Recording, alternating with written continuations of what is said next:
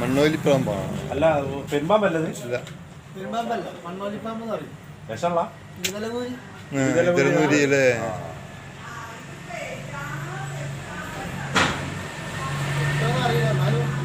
നോക്കിങ്ങളെ കഴിച്ചിലാക്കി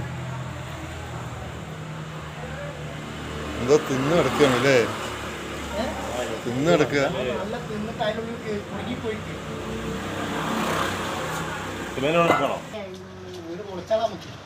വീട് പൊളിച്ചാളാ.